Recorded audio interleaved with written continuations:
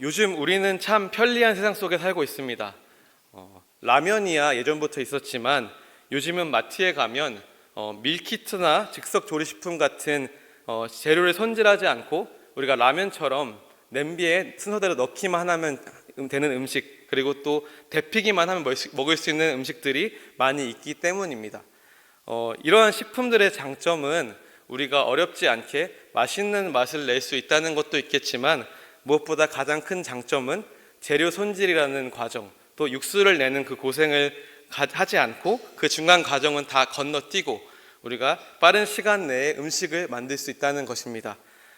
또한 요즘은 우리가 넷플릭스 같은 이런 플랫폼에서 TV 프로그램이나 또 예능 프로그램을 볼 때 그 프로의 주제가를 기억하는 일이 거의 없습니다. 건너뛰기라는 버튼을 누르면 우리가 주제가를 다 들을 필요 없이 바로 드라마나 예능을 시청할 수 있기 때문입니다. 제가 어렸을 때만 해도 이 모든 TV 만화 영화나 또 드라마, 예능 같은 것에 주제가를 다 외웠던 기억이 있습니다. 하지만 요즘에는 처음 1, 2초 그리고 끝에 1, 2초만 기억하는 것 같습니다. 또 이 정도에서 그치지 않고 요즘에 유튜브에서 유행하는 컨텐츠 중 하나는 TV 프로그램이나 영화, 또 심지어는 책까지도 우리가 다 보지 않아도 되게 중요한 부분을 요약해서 보여주는 컨텐츠입니다. 그래서 2시간짜리 영화를 다 보지 않아도 중요한 부분만 골라서 30분짜리 영상으로 만들어주고, 10시간짜리 드라마도 2시간이면 볼 수 있고, 또 책 한 권도 10분이면 중요한 부분만을 들을 수 있게 시간을 절약하게 해주는 것입니다.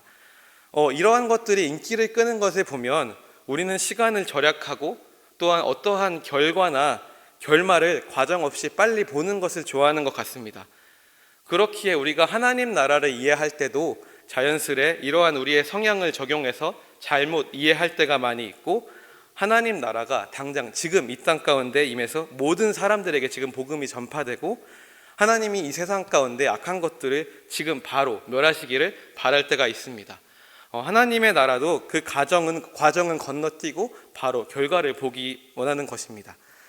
이 당시에 예수님을 따르던 제자들도, 그리고 그 제자들과 무리들도 우리와 비슷하게 예수님과 하나님의 나라에 대해서 잘못 이해하고 있는 것을 알 수 있습니다. 그들은 예수님께서 메시아로 오셨을 때 그 가운데 많은 기대를 하고 있었을 것입니다. 그들을 구원할 자로 선지자들을 통해서 오랫동안 예언되어진 이 예수님을 봤을 때 물론 외적으로나 배경적으로 훌륭한 부분이 없어서 의문을 가졌을지는 모르겠습니다.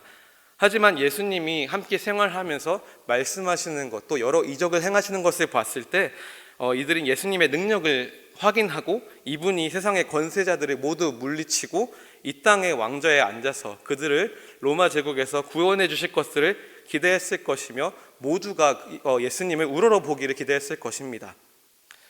하지만 갈수록 예수님이 종교 지도자들에게 존경을 받는 것이 아니라 오히려 이들의 예수님에 대한 반감이 커지는 것을 보면서 여러 가지 의문을 가졌을 것입니다.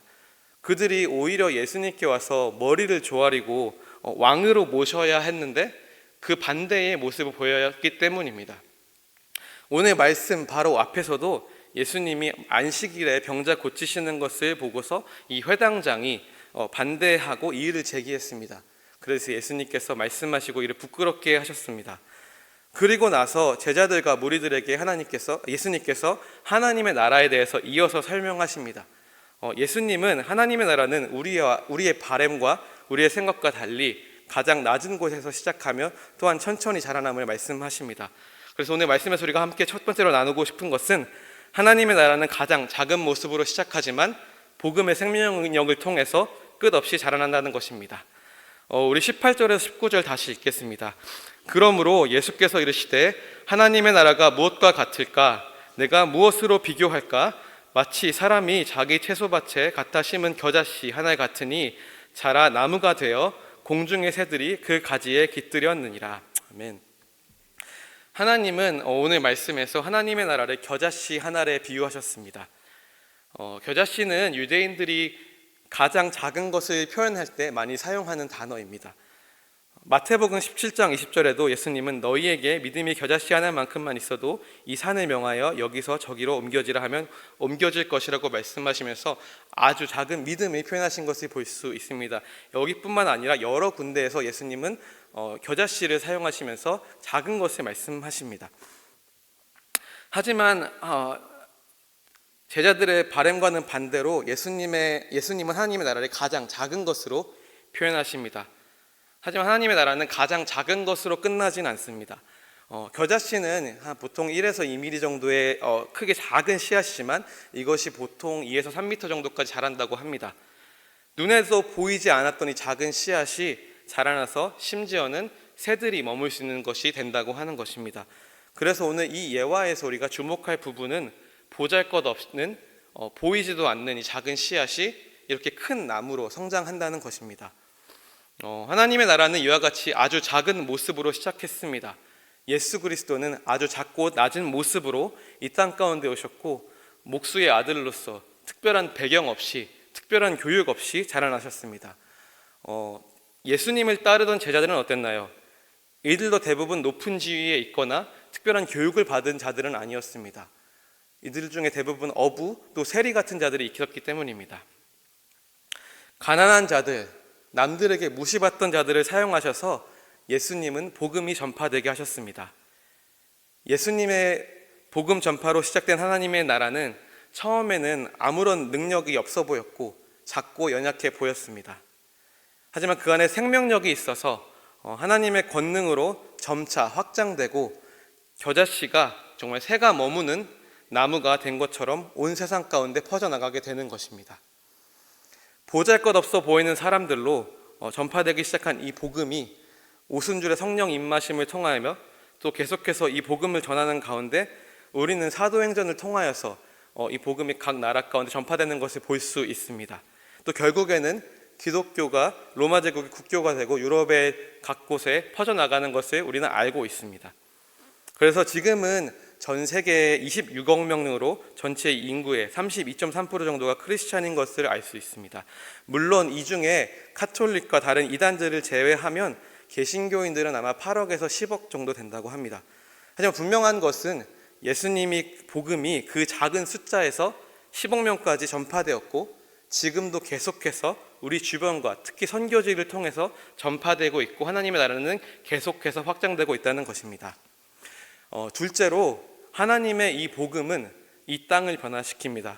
우리 20에서 21절 함께 읽겠습니다. 또 이르시되 내가 하나님의 나라를 무엇으로 비교할까? 마치 여자가 가루 서말 속에 갖다 넣어 전부 부풀게 한 누룩과 같으니라 하셨더라. 아멘. 빵을 만들어 보신 분들은 아시겠지만 베이킹을 할 때에는 참 재료의 비율이 중요합니다. 우리가 일반적인 요리를 할 때에는 맛이 있고 없고의 차이는 있겠지만 여전히 우리가 의도했던 그 음식의 형태는 나타납니다. 하지만 베이킹은 들어가는 재료 배합, 습도, 온도에 따라서 우리가 의도했던 식감이나 모양과는 전혀 다른 것이 탄생하기도 합니다. 그 중에서도 가장 중요한 재료 중 하나는 이스트, 즉 누룩입니다. 빵을 만들 때 이 이스트를 넣어야지 그 빵이 부풀게 되고 부드러워지기 때문입니다. 반죽에 들어가는 이스트의 양은 그 밀가루 양에 비해서는 아주 적은 양이 들어갑니다. 하지만 이스트는 아주 작은 양이지만 그 반죽 전체를 부풀게 할 수 있는 능력이 있습니다. 힘이 있습니다. 반죽에 이것을 넣은 직후에는 별로 변화가 일어나는 것 같지 않지만 우리가 한눈을 팔고 잠깐 무엇을 하고 와보면 이 작았던 반죽이 크게 부풀어 있는 것을 발견하곤 합니다. 오늘 말씀에서도 가루 서말에 넣어 전부 부풀게 했다고 했는데 여기서 서말은 40에서 60파운드 정도의 밀가루라고 합니다. 이 가운데 이에 비해서 아주 적은 양의 누룩을 넣어서 나머지를 전부 부풀게 한 것입니다. 이와 같이 우리가 세상에 비교했을 때 아주 작은 것 같지만 이 복음이 들어갈 때 개인과 가정 그리고 더 나아가서는 나라와 민족을 변화시킬 수 있는 능력이 있는 줄 믿습니다. 그래서 우리가 선교사님들이 선교직 가운데 들어가면 그 가운데 복음이 들어가기 시작하면서 그들의 가치관이 변화되고 그 문화와 그 사회적으로 문화적으로 변화가 일어나는 것을 볼 수 있습니다. 멀리 볼 것 없이 우리 한국만 보더라도 복음이 들어오기 전까지는 그 가운데 미신이 가득했었고 사람들이 도박과 술에 쩔어 있던 것을 알 수 있습니다. 하지만 선교사님들로 인해서 이 땅 가운데 복음이 들어오면 사람들이 변화되었고 그 가운데 부흥이 임하였고 그 땅 가운데 학교와 병원들이 세워지고 또 소외되었던 사람들이 보살핌을 입었습니다. 이렇게 해서 복음이 점차 대한민국 가운데 뿌리를 내리게 되었고 지금은 선교사를 파송하는 나라가 되어 있습니다. 그렇기 때문에 우리는 하나님 나라의 확장을 위해서 우리가 받은 이 복음을 계속해서 전파해야 합니다. 이 씨앗을 계속해서 심을 때 우리가 원하는 것처럼 당장 눈앞에서 보이지 않는 것 같지만 겨자씨가 뿌려진 곳에 그 생명력으로 인해서 그것 가운데 큰 숲을 이루는 것처럼 그 가운데 새까지 거하는 것처럼 어느새 우리가 그 뿌린 씨앗들이 자라나서 그 가정이 변화되고 그 나라가 변화되는 것을 보게 될 줄 믿습니다. 그리고 우리는 기도와 물질로 선교 사역에 함께 동참해야 합니다. 선교지 가운데 그 복음이 능력이 전파되어서 그들의 예수님을 만나서 그 사람들의 가치관이 바뀌고 문화와 사회 전반적으로 모든 변화들이 일어나서 그 나라들이 하나님께 더욱더 쓰임받고 하나님 나라의 확장이 일어나야 하기 때문입니다. 그렇기에 오직 복음의 생명력을 믿음으로 우리의 가정 가운데 우리의 주변에 우리 선교지에 전파된 이 씨앗이 뿌리를 내리고 자라나면서 그 가운데 참 변화를 가져올 것을 믿음으로 우리가 복음 전하는 일에 계속적으로 힘써야 하는 것입니다. 또한 우리는 주님 안에서 소망을 잃지 말아야 합니다. 우리가 길을 가다 보면 도로에 나무 뿌리가 보도블록을 뚫고 나와 있는 것을 볼 때가 있습니다. 또한 가끔은 이 나무의 가지가 계속 자라나서 그 옆에 있던 그 건물의 벽을 뚫고 자라나는 것을 볼 수가 있습니다. 이와 같이 우리가 볼 때 세상은 점점 더욱더 악해지는 것 같고 하나님의 가치관에 반대되는 법들이 제정되고 그것을 지지하는 자들은 더욱더 승승장구하며 우리 기독교인들은 점점 더 열세하게 되는 것처럼 보일 때가 많이 있는 것 같습니다. 하지만 우리가 볼 때는 소망이 없어 보이지만 이 보잘것없던 씨앗이 자라나서 그 보도블록을 뚫고 그 뿌리가 올라온 것처럼 이 가지가 벽을 뚫고 단단한 벽을 뚫고 자라났던 것처럼 하나님의 나라는 세상의 악들을 능히 부수고 계속해서 능력을 가지고 자라날 수 있을 것을 믿습니다. 그렇기에 우리 삶 가운데 역사하시고 또한 우리의 역사를 통해서 지금까지 일하신 하나님께서 앞으로도 계속해서 일하실 것을 믿음으로 우리 지금 당장 눈앞에 보이는 것을 의지하지 않고 담대하게 우리가 복음을 전하면서 주님 안에 소망을 두고 살아가는 저와 여러분들 되시기를 주님의 이름으로 축원합니다.